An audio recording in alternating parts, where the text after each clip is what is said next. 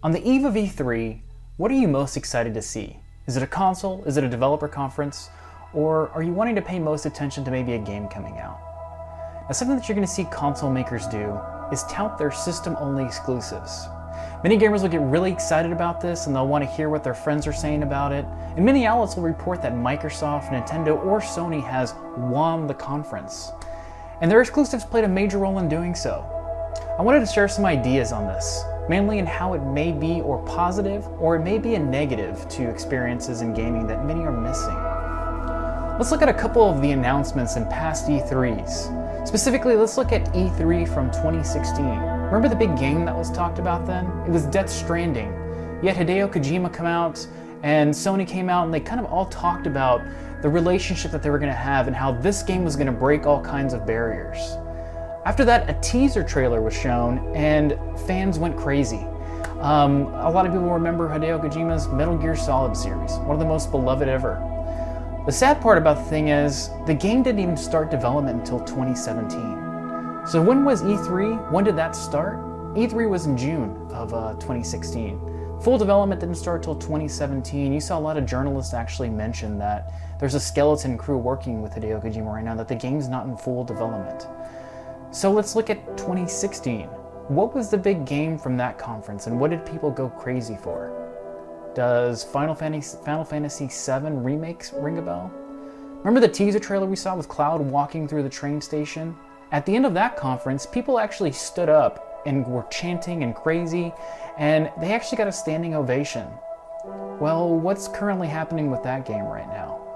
We've got maybe a small short leak of a gameplay that leaked out and a couple screenshots. Developers have said that the game may not release until fall of 2018, and in some instances we may not see it until 2019. Let's talk about Nintendo briefly. What did they announce recently at their Nintendo announcement aside from Zelda? We saw Mario Odyssey. That's supposed to come out in fall of 2017. The current calendar on many release dates is December 31st, 2017. What that usually means is they want to get it done before the end of the year, but no firm release date. Aside from Zelda, that is their massive first-party software that they're expecting to release that's supposed to be a system seller. Now let's talk about Zelda. Remember how many release dates they had that slipped and how many release dates that constantly kept getting pushed and delayed? It was released in 2013 as an announcement.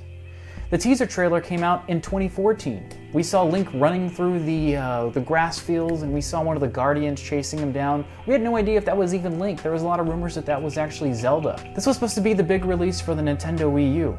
So something to keep in mind for people that went and bought a Wii U for this. They got it at the end of the cycle. Nintendo has mentioned this is their last game that they're working on from a first-party standpoint. It was actually released with a final release date for the Nintendo Switch, which is their next console. Now here we are with Sony. We have a lot of games that are coming out in the near future. Are those going to get pushed to PS5, kind of like what happened with Nintendo?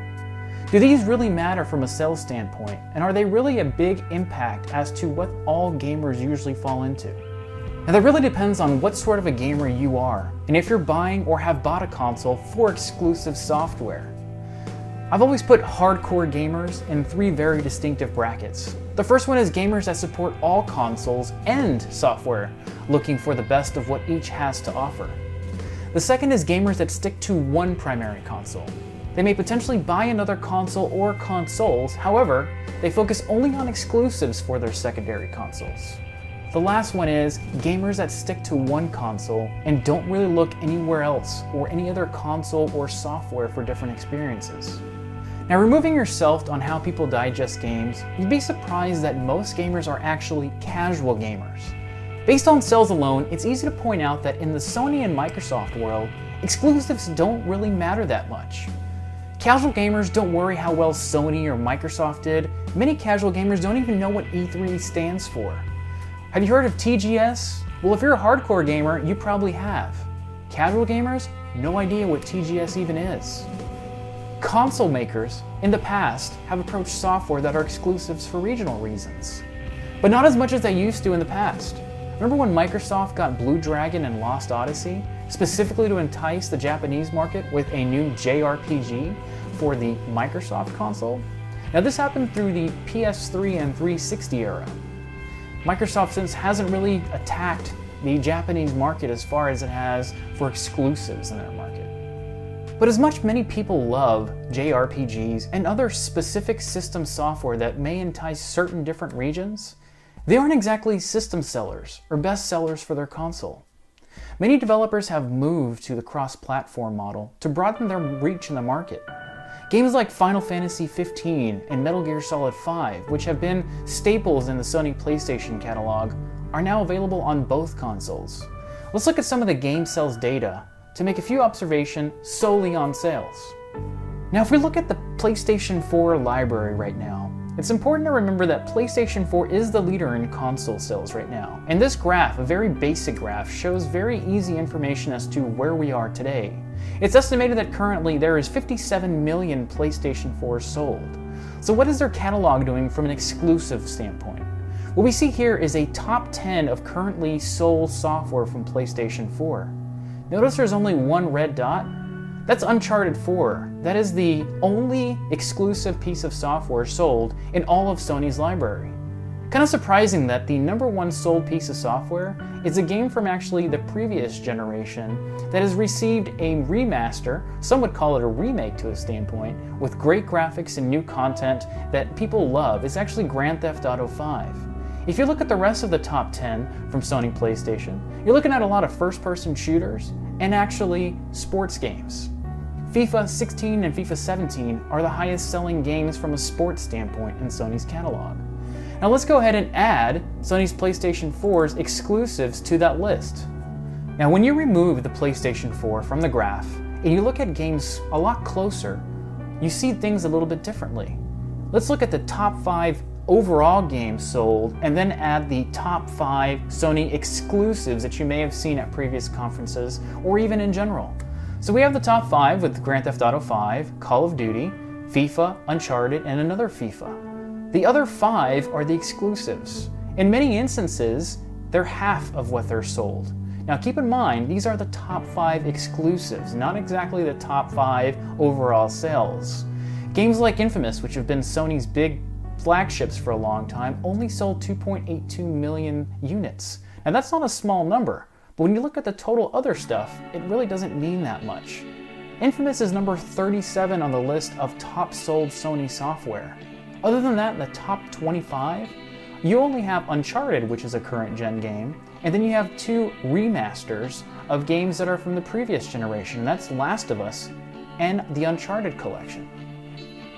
Now you have kind of a different telling information here with the Nintendo Wii. When you look at the Nintendo Wii, it didn't sell that well. Obviously we're looking at 13.9 million units for the console, but the interesting thing about Nintendo is that most gamers stick only to exclusive games because the cross-platform games either aren't that good or are older. Now the top 10 are all exclusives from Nintendo. Very telling, pretty obvious though, most Nintendo people are going to stick with Nintendo software. When you look at Xbox One, you see that there's 29.1 million units sold of the console. Their top 10 is very similar to what you see on the PlayStation 4, just a lot less. Now, the 2 exclusives for this current gen are Halo 5 and Minecraft. Minecraft's kind of a gimme because you can play that on PC, which is not exactly a home console, but you can play it on iPads, iPhones, different items like that. However, they have the current license for the current gens of games. Let's take a closer look at Xbox One's top 5 and their top 5 system exclusives. Now once again, very similar on the PlayStation side if you simply trade out Halo 5 for the Uncharted on the PlayStation 4 side. But one of the interesting things here is that you're still seeing remasters being a top sell. So once again, are exclusives really that much of an impact when it comes down to games and we compare them to games across the board? Now when watching a conference like E3, listen closely for their launch date and if it's actually exclusive to a specific console. I like to coin the term announcement to release.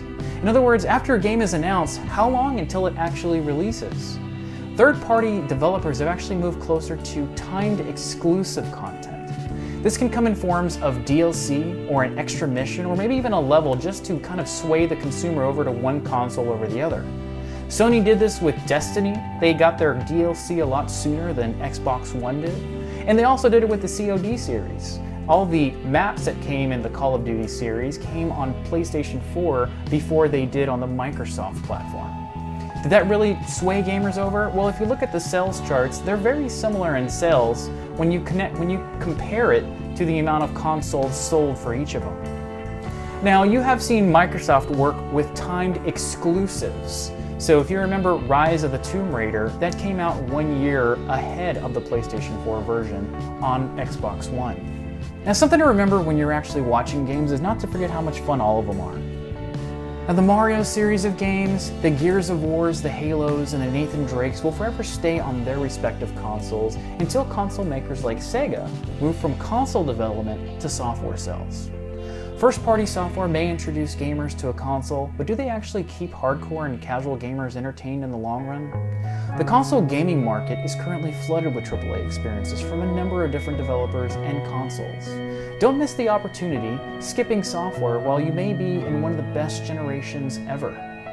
Enjoy the conferences for what's coming, get excited, let your friends know what's coming, but don't forget to pay close attention to see if it's an exclusive and how long until they actually are going to be coming out in your hand.